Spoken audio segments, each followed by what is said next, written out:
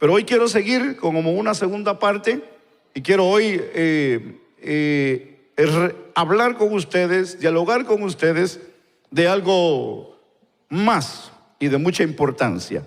Y para ello vamos a ir al Salmo 145 para tener una idea de lo que yo quiero hablar con usted y entender esta parte, ya que como costumbre siempre usamos una base bíblica para poder explicarnos de lo que queremos dialogar. Me hubiera gustado leer todo el Salmo 45, que está maravilloso este salmo, pero usted lo lee en su casa.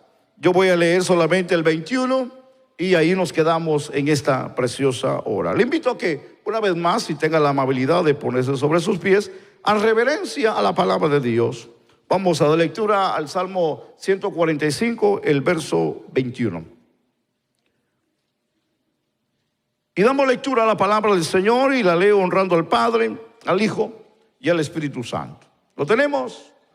La Biblia dice: la alabanza de Jehová proclamará mi boca, y todos bendigan su santo nombre eternamente y para siempre. Amén. Dejamos ahí la lectura.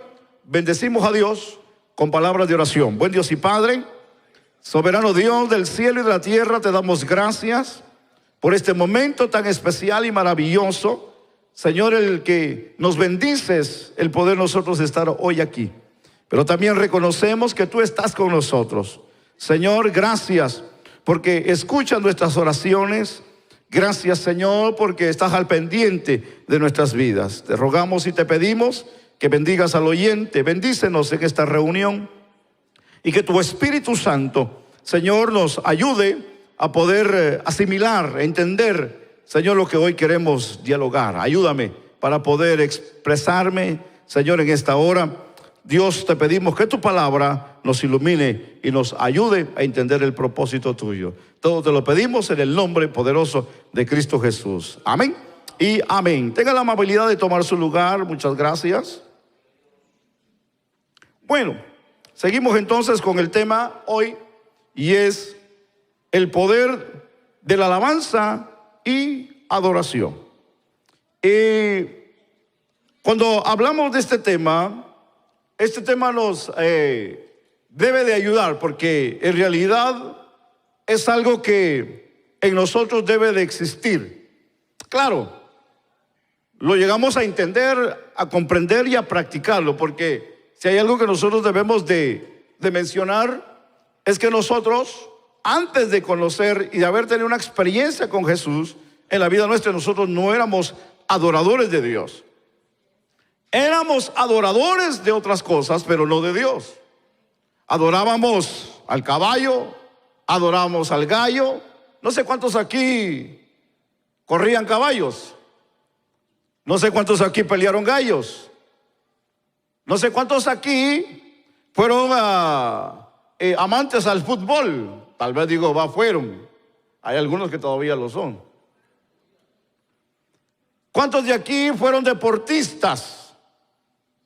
Y ustedes, hermano, o los que practicábamos el deporte, nos dábamos, y eso era nuestra adoración, ¿verdad que sí? Eso era nuestra devoción. ¿A cuántos de aquí les gustaba mucho ir a bailar? Ahí sí le pegué el clavo, ¿verdad? ¿Cuántos les gustaba trasnochar? Decimos, como decimos allá en Guate, ¿cuántos les gustaba mover el bote? Porque hoy aquí, ya nosotros ya viejos, no aparentamos lo que un día fuimos. No vengo a testificarles, no es la intención, pero hermano, yo fui callejero, yo fui, hermano, como dice, ¿verdad?, por ahí de la vida allá, hermano, de vago.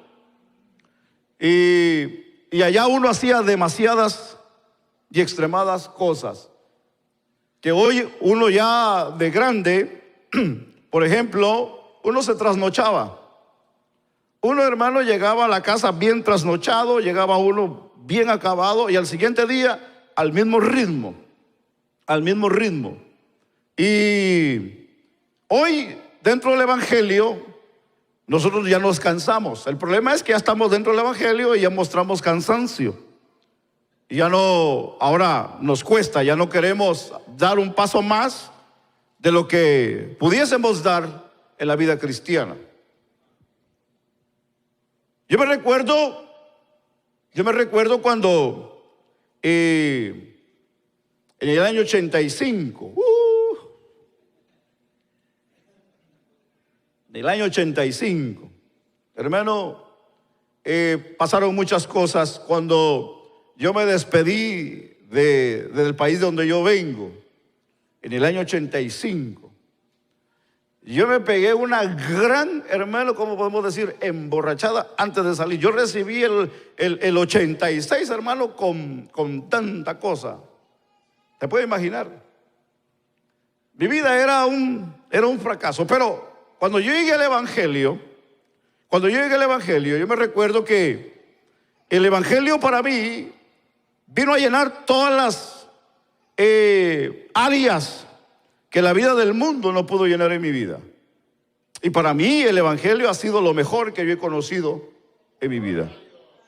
A pesar de que yo puedo decir, de una familia que ya le servía a Dios cuando yo era niño. Mi abuela, como yo le he mencionado, me llevaba a la iglesia. A la fuerza, pero me llevaba. A la fuerza, pero me llevaba. Porque mi madre en sí no estaba entregada a las cosas de Dios, pero mi abuela, ella sí se inclinaba al Evangelio, aunque ella también, por su condición que ella había sufrido, era imposible para ella depender por ella misma, así que dependía de alguien más, y ahí me agarraba como bastón, y allá iba yo con ella a la iglesia. Yo no entendía muchas cosas de lo que hoy entiendo. Por ejemplo, el cantar, el adorar y bendecir a Dios. Si yo hubiera entrado aquí a esa edad a que a mí me llevaron a la iglesia, yo no hubiera entendido lo que aquí se hace. Como hay muchos aquí niños, adolescentes que no entienden lo que se hace aquí. Y aún gente adulta. Hay gente adulta que todavía no entiende lo que es esto. Y esa es la razón por la que yo hablo de este punto, porque este punto nos enseña, nos abre el entendimiento cuál es la razón por la que nosotros estamos aquí. Entonces, entendamos esta parte de lo que yo quiero hablar con usted hoy.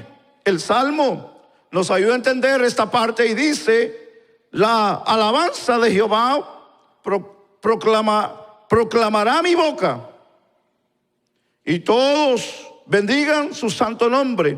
Dice el Salmo: eternamente y para siempre. Aquí hay una parte interesante, porque cuando el salmista David, que es un ejemplo aquí del corazón que debe de poseer un adorador, entendamos que fue un gran escritor. Aparte de ser un cantor, fue un escritor. Escribió varios salmos, y de una manera, cuando leemos estos salmos, podemos ver que lo expresó con un grande amor, y expresó un corazón agradecido, que de una manera expresó a un hombre que amaba a Dios por todas las cosas. Así que si hoy tenemos un ejemplo en la Biblia como adorador, es a David. David fue un gran adorador, que la Biblia mostró que en su tiempo fue un hombre que la Biblia dice que ganó la atención de Dios, al grado que la Biblia lo llama que fue conforme al corazón de Dios. Ahora, la pregunta aquí yo se la voy a hacer fácilmente, y no la vamos a contestar. No me la conteste, contestémosla ya de último, porque esta pregunta es importante que la hagamos, y es bueno hacerla desde ya, para poder entender aquí lo que queremos hablar. Y la pregunta es: ¿usted cree que es muy difícil encontrar a una persona en este tiempo como David lo fue en su momento? Bueno, eso es una pregunta que yo dejo hoy en la mesa, para que usted me pueda ayudar y pensar por un momento en lo que vamos a dialogar. Así que entendamos que habemos muchos cristianos en estos momentos, aún de una manera en este tiempo, y podemos confundir los significados de lo que es la alabanza y la adoración. Ya hemos venido hablando mucho de este tema, pero es importante que dialoguemos esta situación.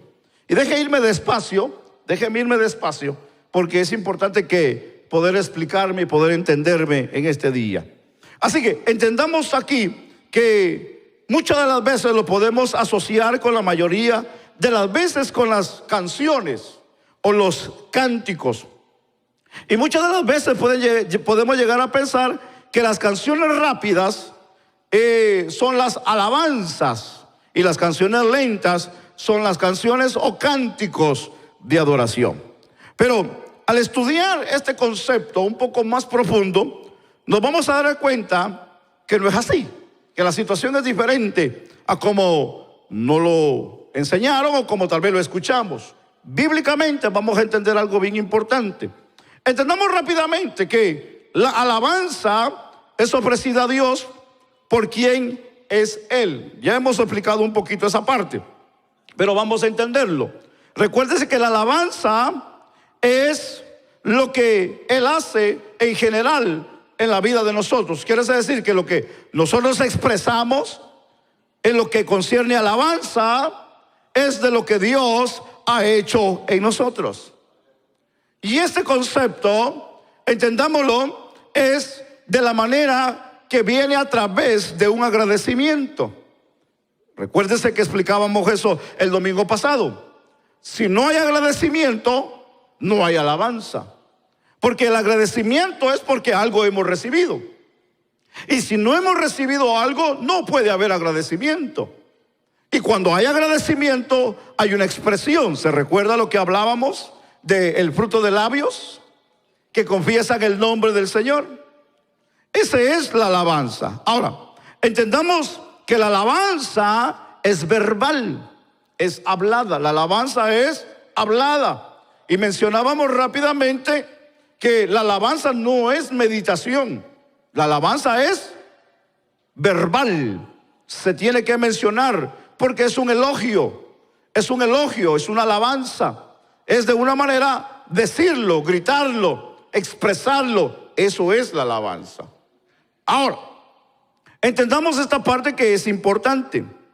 Veamos ahora cuál es la definición de lo que es adoración. La adoración no es cantar himnos o coros. Adoración no es una declaración tampoco de los atributos de Dios. No. La expresión aquí verbal tiene que ver con la alabanza, que es lo que hemos estado hablando. Entonces, ¿qué es adoración? Adoración tiene que ver con nuestra actitud. Entonces, la alabanza es una expresión verbal, dicho, hablar, pero la adoración es una actitud. Entonces, entendamos que son dos cosas muy distintas de la una de la otra, pero van agarradas de la mano. No pierda de vista esa parte. La alabanza y la adoración van juntos. Vamos a ponerlo para que usted me pueda entender en el contexto nuestro. Son como primos hermanos. Una la lleva a la otra. Si no existe una, no existe la otra. Porque van juntas. Si no hay alabanza, no hay adoración. Tiene que haber alabanza para que haya adoración. Viceversa.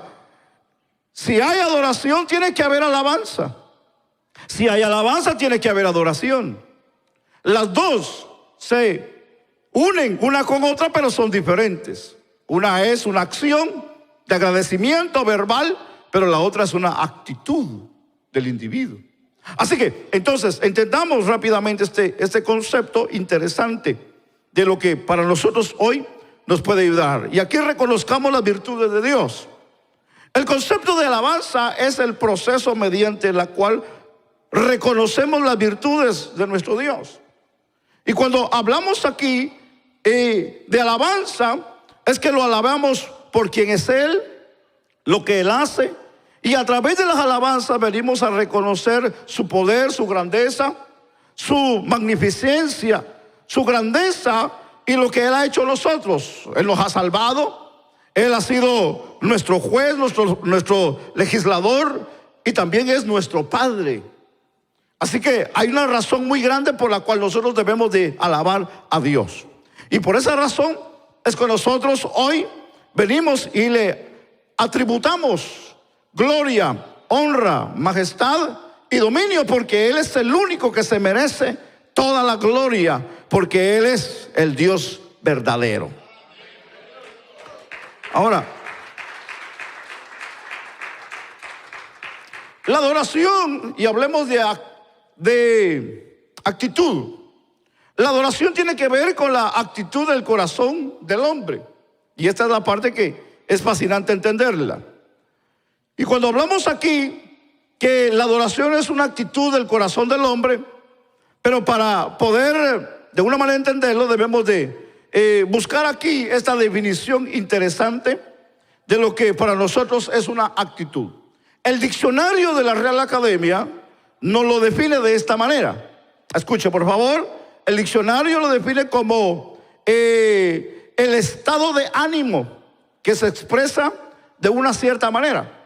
Otras definiciones se refieren a una postura del cuerpo o de una persona. Pero cuando se habla de esta parte, se habla de una forma o de una manera eficaz, o cuando de una manera la postura se haya asociada a una disposición. El diccionario lo define como anémica, o sea, débil. Entonces, cuando hablamos de lo que es la adoración, es una forma totalmente diferente o una postura que es contraria o diferente a lo que es la alabanza. Por ejemplo, Santiago dice que el que esté alegre cante cánticos, y el que esté triste, dice, ore. Así que todo está en lo que es el ánimo. Y aquí la adoración es una parte de una manera o una actitud de ánimo. La adoración tiene que ver con estos antes que hemos mencionado. Por ejemplo, al adorar, yo adoro con una actitud de agradecimiento. A pesar de que yo pueda estar enfermo, pueda estar dolorido, pueda estar en una postura o posición completamente inadecuada, pero mi adoración es esa actitud que yo hago hacia ese Dios al quien mi alma adora y está agradecido. Ahora, cuando hablamos de postura, que esto voy a hablar el próximo domingo, que es una parte importante que hablemos de la postura, pero quiero hablar de hoy de una postura importante. Cuando hablamos de la postura, estamos hablando de que hay muchas formas de adorar a Dios. Yo puedo adorarlo en el carro, podemos adorarlo en el trabajo, podemos adorarlo en la escuela, podemos adorarlo en la calle, podemos adorarlo echando gasolina, en la marqueta, las hermanas en su oficio, en el trabajo. Se puede adorar en diferentes lugares, pero hay una forma de la que la Biblia nos enseña cuál sería la forma correcta de adorar a Dios. Ahora, cuando entendemos esta parte, entendemos que hay una actitud de agradecimiento total.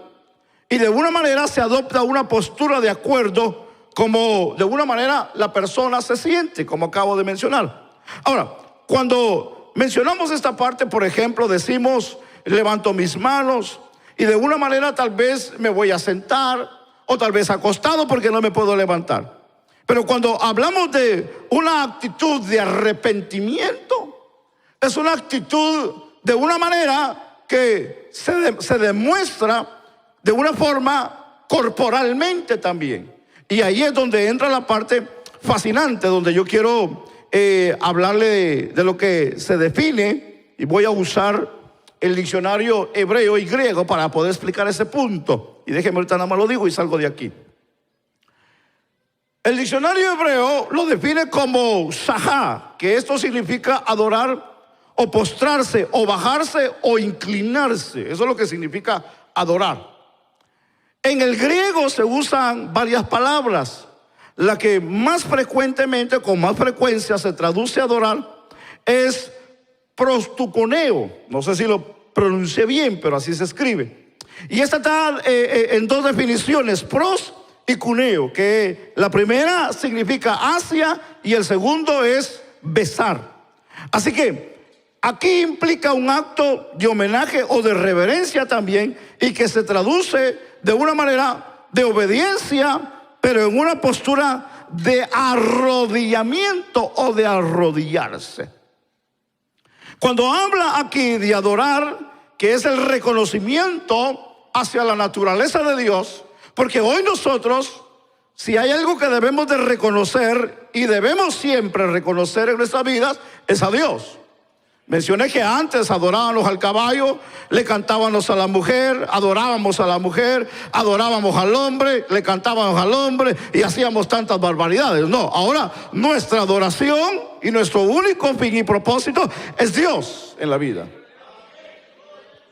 Ahora, cuando hablamos aquí que nuestra adoración, nuestro reconocimiento es a la naturaleza de Dios, es donde entra el corazón humano y se rinde y se somete al amor que es dado de Dios a la vida de nosotros. Entonces, que aquí podemos decir que adoración es algo que agrada a Dios y que de una manera es buscarlo voluntariamente. Tengo que mencionar esto porque cuando hablamos voluntariamente es que Dios nunca ha querido que nosotros como seres humanos lo adoremos a la fuerza. Dios nunca ha querido nada a la fuerza.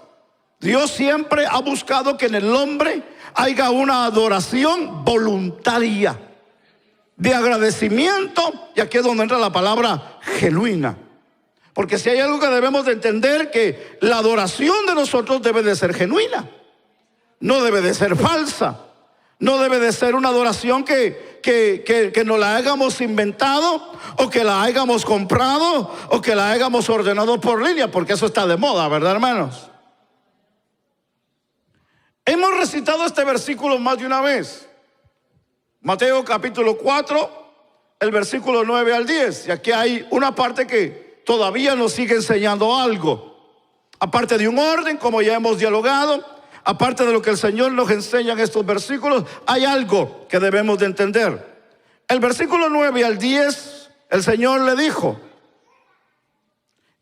todo esto te daré, le dijo Satanás al Señor, si postrando me adorares. ¿Escuchó cómo dice la Biblia? Si postrado me adorares. Entonces Jesús le dijo, vete, Satanás, porque escrito está, al Señor tu Dios adorarás y a Él solo servirás. Así que el Señor, aquí ya hablamos ese punto y lo explicamos en el otro momento, de la manera como es que el Señor da el orden de lo que es un buen adorador o un buen servidor. Un buen servidor debe de ser un buen... no, parece que usted no lo entendió. Un buen servidor debe de ser ¿qué? Un buen adorador. Un buen cristiano debe de ser un buen. Así que si usted desea el día de mañana ser un buen líder, usted tiene que primero ser un buen ¿qué? Si usted quiere ser un buen cantor, un buen músico, un buen líder, un buen predicador, un buen maestro, ¿qué es lo primero que debe de aprender? No lo escuché, fíjese, hermano. No sé si hoy me levanté sordo. ¿Cuál es el orden?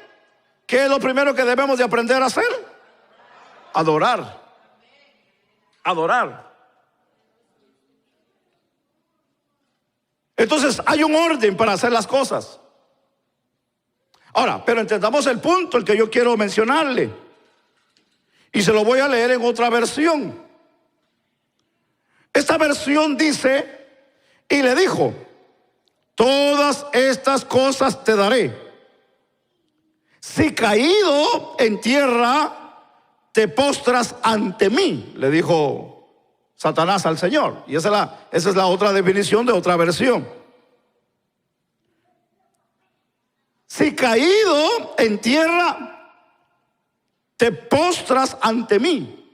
Entonces le dijo Jesús, apártate pues, está escrito, al Señor tu Dios adorarás postrado y solo a Él rendirás culto. Esa es otra versión. Y que nos ayude a entender la razón o el punto de lo que es adoración. La actitud de adoración es una actitud de postrarse ante el Señor. Ese es el punto. Yo le voy a decir algo a usted hoy. Cuando usted vea a alguien postrarse, adorar a Dios, téngale miedo, téngale respeto. Porque si hay algo que debemos de nosotros reconocer en la vida de nosotros, es a Dios. Y cuando hay alguien que reconoce a Dios en su vida, hermano, es porque sabe a quién le sirve, sabe a quién le adora y sabe quién es el Dios de él. Si hay algo que debemos de aprender, no del culto ni de lo que creen, pero los orientales tienen ese punto bíblico. Tienen ese punto bíblico, los orientales. Incluso en la Biblia podemos ver casos. Por ejemplo, cuando hubieron apariciones de ángeles, muchos se postraron ante los ángeles, aunque los ángeles decían, no, porque tú no debes de adorarme, somos consiervos. Pero la actitud de ellos, por ejemplo, los árabes, ellos tienen una postura de adoración. Y la postura de adoración correcta, bíblica, es arrodillarse y postrarse, que esa es la definición que da la palabra griega. Postrarse y besar. Eso quiere decir, es arrodillarse, doblarse a la cara, a la cabeza, a tierra. Esa es la postura correcta bíblicamente. Por eso es que cuando usted ve a un cristiano, un hijo de Dios, que se sabe humillar delante de Dios, téngale respeto. Porque la Biblia dice que Dios mira de lejos ¿a quién? Al altivo. ¿Y a quién mira de cerca? Al humilde. Un altivo no se va a humillar delante de Dios, ¿verdad que no? ¿Se recuerda de aquellos dos hombres que entraron al templo? Que Jesús habló del fariseo y del publicano. Y que dice la Biblia que en una esquina estaba uno y en la otra esquina estaba el otro. Y el publicano se pegaba en el pecho y decía, Dios, ten misericordia de mí. Y el fariseo, la Biblia dice que él se halagaba a él mismo y decía, gracias te doy Dios porque no soy como este. Porque yo diezmo, yo estoy fiel, yo hago aquí, yo doy aquí, yo arregalla. Y bueno, y se comenzó él mismo a echar flores. Entonces el Señor dijo, ¿quién fue el que salió justificado? ¿El que se halagó o el que se humilló? Y aquellos dijeron, el que se humilló. Dijeron, correctamente juzgaron. Porque Dios no va a bendecir a aquel que se exalta o dice por lo que tiene o por lo que hace. No. Eso es lo que a Dios no le agrada. Lo que a Dios le agrada es alguien que sepa humillarse delante de Él. ¿Sabe cuál es el problema de nosotros los humanos? ¿Sabe cuál es el problema de nosotros los hombres? ¿Sabe cuál es el problema de nosotros como seres humanos que somos? De que nosotros hemos olvidado y hemos perdido a quien debemos de honrar y de darle gracia. Si hay algo que nosotros debemos de enlistar en la vida, es todo lo que Dios nos ha dado en la vida. Ahora, le hago la pregunta, ¿habrá un propósito para adorar a Dios? Déjeme decirle, sí lo hay. Sí lo hay. Porque Dios ha sido bueno con nosotros. Le hago la pregunta, ¿a cuántos Dios ha sido bueno? ¿Para cuántos Dios ha sido bueno?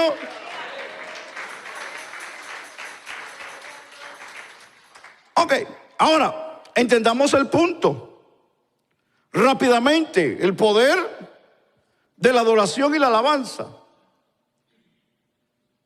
¿Está listo para entrar a este punto? ¿Está listo? Déjeme verlos de cerca porque si usted no está listo no le puedo dar esto, porque si no, peligroso se me puede empachar, como decimos allá, ¿verdad?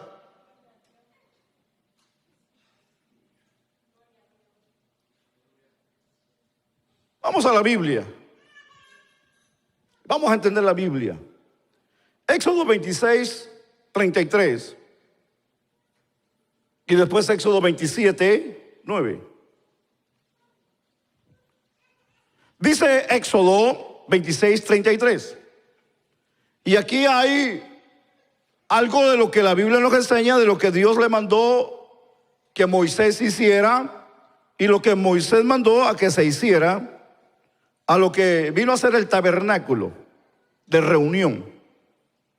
En el 33 dice del 26 colgarás el velo debajo de los broches y pondrás ahí detrás del velo el arca del testimonio. Y el velo servirá como división entre el lugar santo y el lugar santísimo.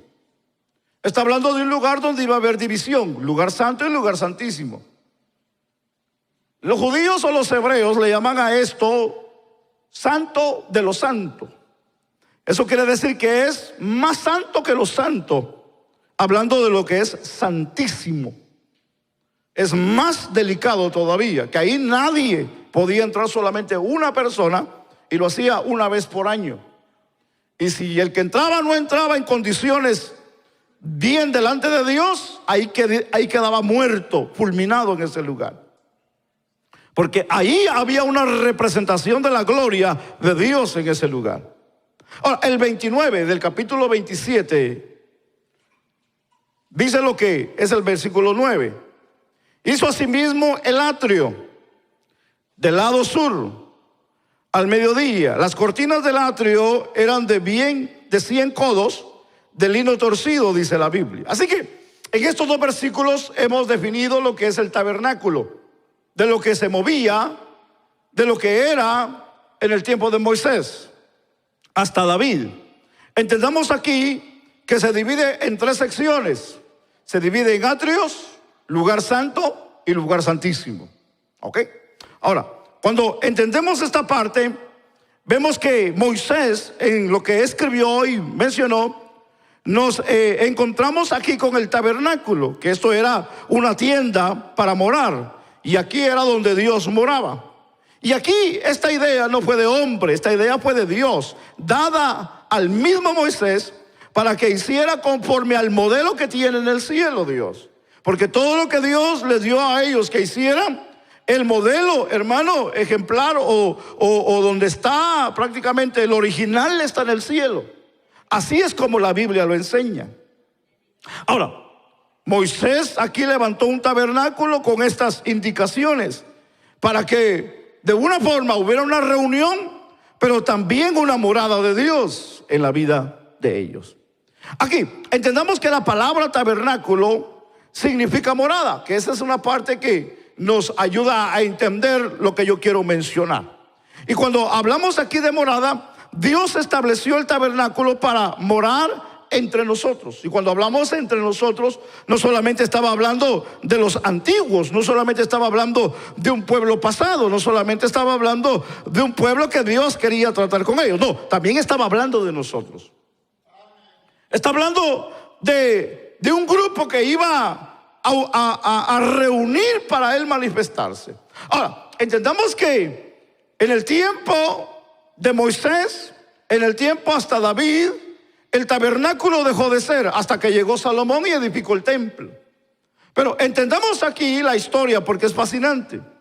Porque ahora, en el Nuevo Testamento, en nuestro tiempo de la gracia del Señor, también a esto se le llama templo, a estas cuatro paredes. Le llamamos templo, le llamamos iglesia. Pero en sí la Biblia, cuando usa la palabra templo y habla iglesia, no solamente se está refiriendo a cuatro paredes, se está refiriendo también a nosotros como individuos. La Biblia nos ayuda a entender esta parte. Vaya conmigo a la Biblia y vayamos a Primera de Corintios para poder entender este punto. Porque para entender aquí tenemos que entender lo que la Biblia, a lo que se está refiriendo de nosotros. Entonces quiero mencionar esto para explicar este punto, porque este punto nos va a ayudar a entender. Primera de Corintios capítulo 3 y el versículo 16 y el versículo 17, mira lo que la Biblia dice.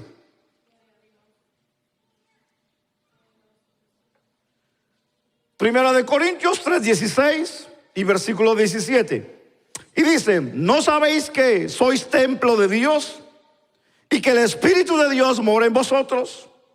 El versículo 17: si alguno destruyera el templo de Dios, Dios le destruirá a él, porque el templo de Dios, el cual sois vosotros, el apóstol dijo, santo es. Entonces, entendamos que en el Antiguo Testamento la morada de Dios era el lugar de adoración, el lugar que se hizo en el desierto, el lugar que edificó Salomón. Ahora, en el Nuevo Testamento entendamos que Dios también ha dejado iglesias y se han levantado templos donde también mora la presencia de Dios. Pero donde mora y donde Dios quiere morar es en el individuo, es en la persona. Ya Dios, hermano, no es que Él viva aquí solo y cuando nosotros nos vayamos, hermano, Él se quede solito aquí, no. Aunque la Biblia dice que Él está en todo lugar y Él habita en todo lugar y está en todo lugar a la misma hora, en el mismo tiempo. Así que como ahorita puede estar en China, puede estar, hermano, allá en Rusia, también está aquí con nosotros. Porque Él es Dios omnipotente, es omnisciente y Él está en todo lugar al mismo tiempo. Pero cuando hablamos aquí de templo, de morada, estamos hablando que cuando el individuo, nosotros, aceptamos a Jesús como Salvador, la Biblia dice que ahora por el Espíritu Santo de Dios que viene y habita en nosotros, también habita Dios. Así que ahora no es solamente un edificio, es templo, sino también nosotros somos templo y casa de Dios. ¿Alguien puede bendecir a Dios por eso? Déjeme leer unos versículos más para entender este punto. Porque el capítulo 6 de Primera de Corintios, el versículo 19 dice: ¿o ignoráis que vuestro cuerpo es templo del Espíritu Santo, el cual está en vosotros, el cual tenéis de Dios, y que no, dice la Biblia, y que no sois vuestro? Entonces entendamos aquí de que el Señor ha hecho ahora en nosotros un templo y una morada del Espíritu de Dios en nosotros. Ahora, ¿qué quiero decir con esto? Entendamos lo que el salmista dice en el Salmo 63:1. Dice el Salmo 63:1: Dios mío, eres tú. De madrugada te buscaré. Mi alma tiene sed de ti y mi carne te anhela. Entendamos aquí que la Biblia nos enseña de que en el salmista hay una gran necesidad. Y sigue diciendo: en tierra seca y árida, donde no hay aguas. Es decir, entendamos aquí una parte importante de lo que la Biblia nos está enseñando. Y es que hay algo que la Biblia nos enseña, que es lo que anhela de Dios, es la carne. ¿Qué es lo que anhela o lo que tiene el alma? Es sed. Y lo que el Espíritu anhela en nosotros es la presencia de Dios. Ahora, Isaías 26:9 dice, hablando también a lo que es esta parte interesante de lo que nos enseña, de lo que es el lugar santísimo, y nos enseña aquí que es el Espíritu en nosotros, de lo que de una manera anhela a Dios. En otras palabras, el anhelo nos lleva al atrio. En otras palabras, si no hubiera un deseo, si no hubiera un agradecimiento, si no hay algo que nos motive a nosotros poder acercarnos a Dios, no entenderíamos lo que es alabar a Dios. Hablábamos, parece que fue el domingo pasado, de las puertas de alabanza. El salmista dijo: entrad por sus puertas con acción de gracia, bendecid el nombre de Jehová. Entonces, cuando hablamos nosotros de que en el lugar, en el tabernáculo de reunión había atrios y había lugar santo y lugar santísimo, el salmista aquí expresa en el Salmo 63:1, donde dice: Dios mío, eres tú. De madrugada le dijo: te buscaré. Y usa la palabra: mi alma tiene sed de ti y mi carne te anhela. Entonces, cuando hablamos aquí de esta parte que es interesante, debemos de entender que para nosotros, en la parte espiritual, en la parte física, para nosotros el cuerpo es el atrio. Entonces, cuando hablamos que el atrio para nosotros es el cuerpo, es una manera que debemos de entender de que es donde nosotros tenemos la necesidad de poder entrar a esa comunión con Dios. Ahora, el alma es la que tiene sed. El alma es la que anhela. El alma es la que desea saciarse. El alma es la que quiere sentir de Dios ese alimento. Pero el espíritu el Espíritu, cuando hablamos del lugar santísimo, es el lugar de adoración para Dios. Así que un anhelo, un deseo, te va a llevar adentro de los atrios, pero te va a llevar a un anhelo de poder entender a Dios a través de tu alma.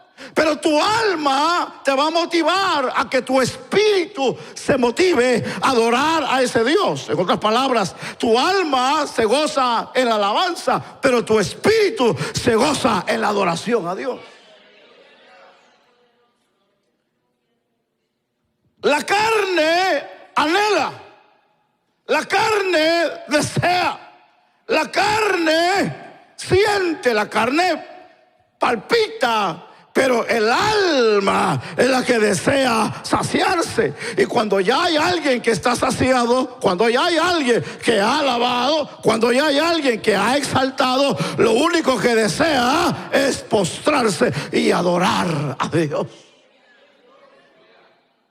Entonces, cuando alguien sabe entrar a los atrios y sabe adorar, sabe alabar a Dios, hermano, cuando aprende a alabar, lo va a llevar al lugar santo y al lugar santísimo. Porque déjeme decir una cosa, nadie va a llegar al lugar santísimo si no ha entrado todavía por los atrios del Señor.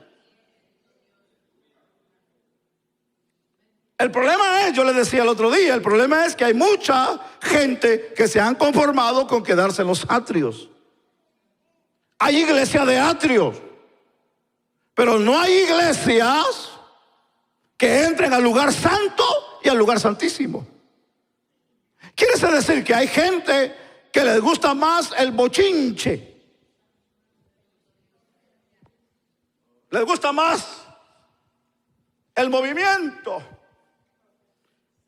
el cha-cha-cha, el merengue y guau, guau, guau. Pero adorar, no. Porque adorar es humillarse. Y humillarse no a todos nos gusta. Porque adorar es postrarse y humillarse y reconocer que Él es Dios.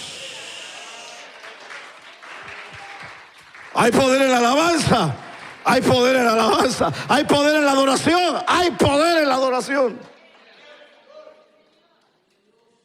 Ahora, déjeme entrar un poquito más. Entramos, hermanos, entramos más adentro. Entonces, recordemos que el lugar santísimo habla de tu espíritu y de mi espíritu. Y esta última es nuestra meta y podemos llegar a ella a través de la adoración y también la alabanza. En la Biblia encontramos casos en 2 de Crónicas en el capítulo 20 y hablamos de Josafat, que experimentó el poder de la alabanza, que hablábamos el domingo pasado, ese punto. Tenemos a David, que cuando tenía batallas donde eran rodeados por sus enemigos, inmediatamente él clamaba y alababa a Dios. Y muchos de sus salmos fueron escritos e inspirados en esos momentos de batalla, de conflicto, hermano, en la vida de David. Por eso que allá en Apocalipsis se recuerda el versículo que le habla a una de las iglesias, que el Señor le dice: yo tengo la llave de David. ¿Se recuerda? Y la llave aquí representa autoridad. La llave representa dominio. Y dice la Biblia, el Señor mismo le dijo: yo tengo la llave de David, el que nadie abre cuando está cerrado, y cuando se cierra o cuando se abre nadie puede cerrar. Entonces, y uno dice, bueno, ¿y a qué llave se refería de David? David tenía llaves, pues.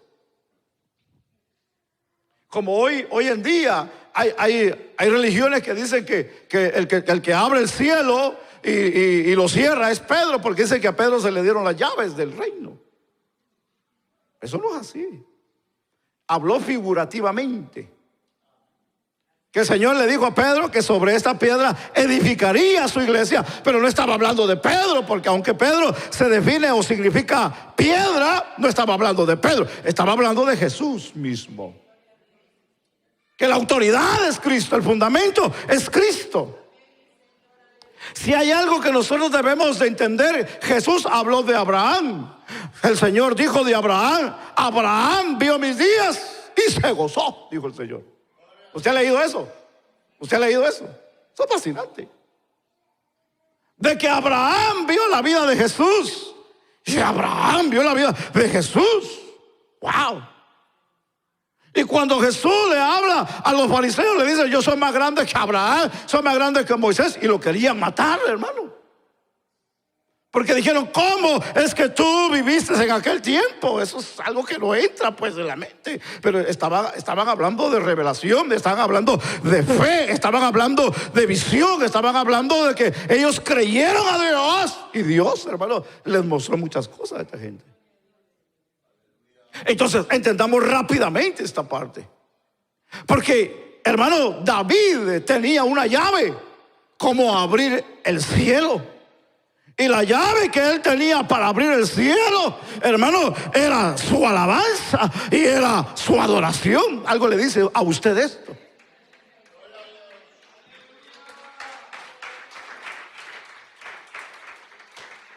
¿Cómo podemos abrir el cielo? ¿Cómo podemos abrir la mano de Dios? Es cuando nosotros sabemos humillarnos delante de Dios. Es cuando alguien sabe humillarse. Es cuando alguien sabe rendirse. Es cuando alguien dice: Dios, yo no puedo, pero tú sí puedes en mi vida. Nos metemos más adentro, hermanos. Entendamos rápidamente. El Salmo 103:2 dice: bendice alma mía a Jehová y no olvides ninguno de tus beneficios. Es interesante pensar que muchos de los escritos de este hombre fueron inspirados en esos momentos. Momentos de aflicción, momentos de dolor, momentos de ansiedad, momentos de tribulación. Pero era donde más se inspiraba este hombre. Y en este salmo me fascina entender algo, porque si hay algo que él estaba haciendo, es que él estaba hablando con él mismo. Él se estaba profetizando a él mismo. Él se estaba dirigiendo a él mismo. Y él se dice a él mismo: bendice alma mía a Jehová. A veces necesitamos que alguien nos diga o nos motive con alguna palabra, ¿verdad, hermanos? Y que nos diga: hermano, lo miro hoy como muy triste, muy desanimado. Vamos, hombre, alabe a Dios, dele gracias a Dios por eso. Y uno agarra fuerza porque alguien se tomó el tiempo para decirnos lo que hemos sentido o estamos pasando. Pero aquí este hombre, no espero que alguien llegara y le dijera que adorara, bendijera o que se acordara de lo que Dios le ha dado a él, sino él mismo se dice. Sino él mismo se dice. Sino él mismo se habla a sí mismo. Y él se habla y dice: alma mía, bendice a Jehová. Y le dice: y no te olvides. Y no te olvides. En otras palabras, le está diciendo: haz memoria siempre de lo que Él ha hecho contigo.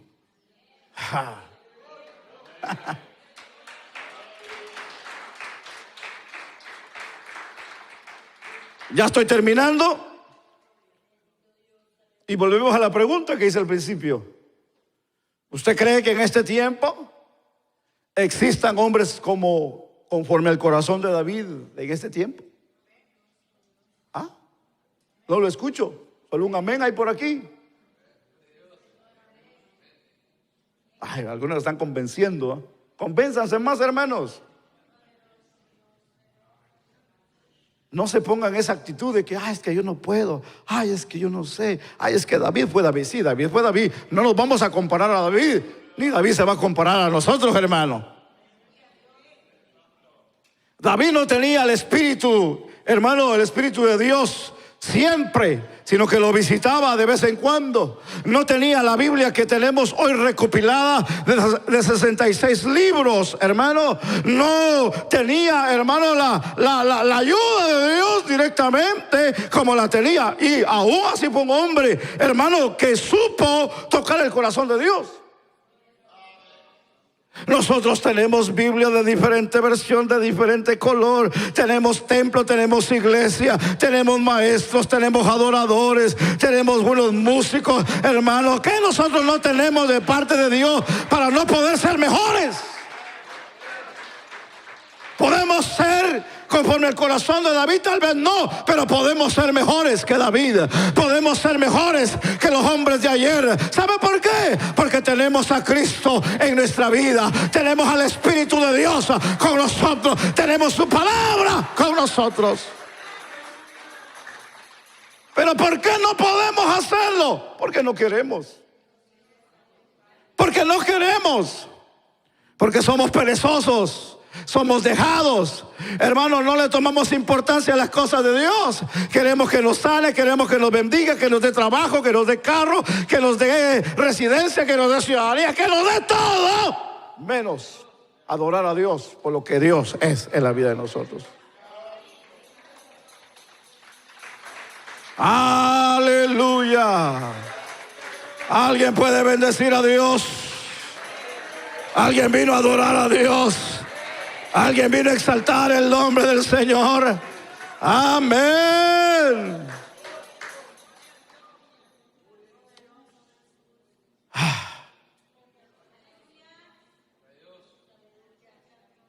Por alguna razón, en cierta ciudad y en cierto pueblo de Estados Unidos, en una pequeña iglesia hubo un cambio de pastor.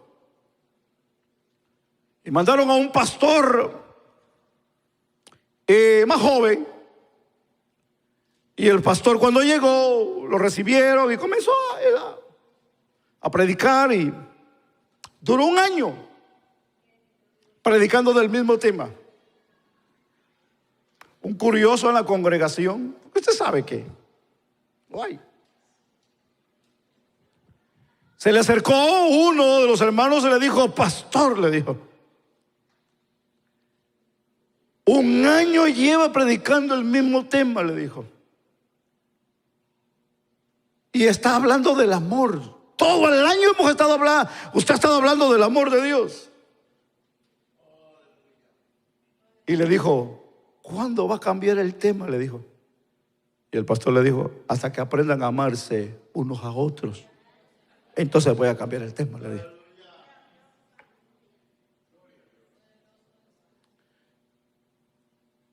El tema de la alabanza y la adoración es importante,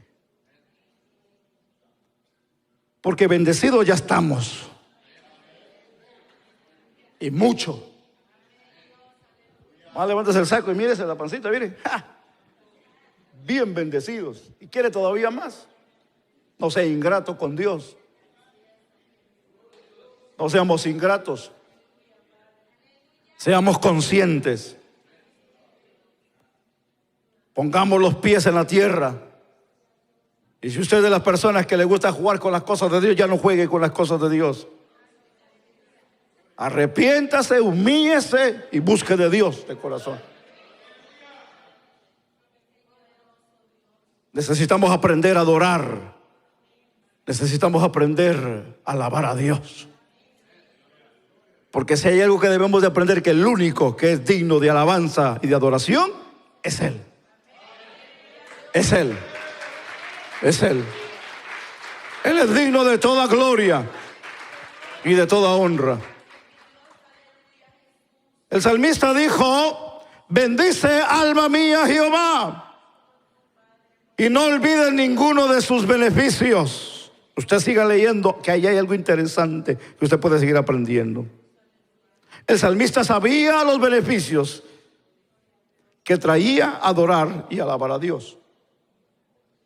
Si hay algo que debemos de aprender, yo estoy concluyendo, es que cuando nosotros abrimos el cielo con nuestra alabanza y con nuestra adoración, hermano, del cielo caen bendiciones para nosotros. Esto quiero decir que la alabanza y la adoración nos conecta con Dios. No hay, aparte de Jesús, el que nos conecta con el Padre, hermano, que es aquí para nosotros la adoración y la alabanza. No hay otra parte que nos conecte, hermano, directo con Dios, sino es a través de la alabanza y la adoración. Para el Hijo de Dios, la alabanza y la adoración debe de ser fundamental, importante, porque es la que nos conecta con el Señor. Si no hay alabanza, si no hay adoración, no hay contacto con Dios. ¿Alguien está aquí? Porque la alabanza es la que nos lleva, nos transporta a una adoración. La adoración es la que nos lleva a la presencia de Dios, al lugar santísimo, al lugar donde nosotros nos postramos y donde hay revelación de Dios. Cuando alguien sabe encontrar la presencia de Dios, también encuentra revelación de Dios a la vida. Así que es importante la adoración. ¿Usted quiere que Dios le hable? Métase a la adoración. ¿Quiere tener revelación de Dios? Métase a la adoración. ¿Quiere tener respuesta de Dios? Métase a la adoración. ¿Usted quiere ver cómo Dios va a tratar con sus generaciones y con su familia? Métase a la adoración. ¿Usted quiere ver lo que Dios va a hacer con usted en estos tiempos? Métase a la adoración. ¿Usted quiere ver una iglesia en fuego? Métase a la adoración. ¿Quiere que le diga una cosa? ¿Quiere saber lo que el diablo más odia en esta vida? Es alguien que sabe adorar a Dios.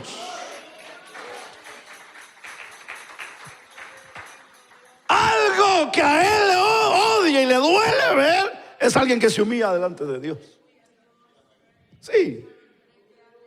Porque alguien que canta, eso le hace cosquilla, ni cosquilla le hace al diablo.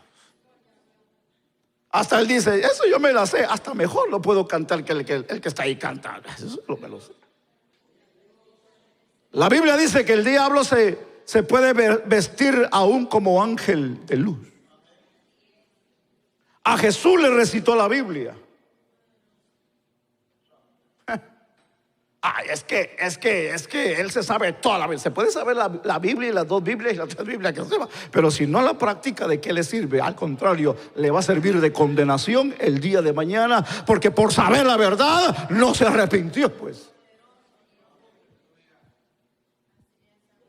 Así que entendamos hoy que la adoración es lo que más odia a Satanás.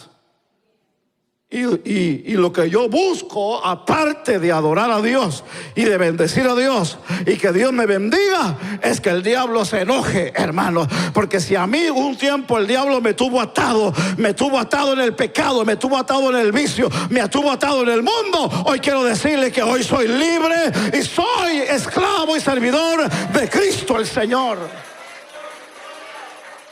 Que ahora yo no me rindo a Él, yo me rindo al que hizo el cielo, al que hizo la tierra. A Él es que mi alma adora y bendice. ¿Usted quiere seguir adorando el vicio? Sígalo adorando. ¿Usted quiere seguir adorando mujeres la que no es su esposa? Siga adorando.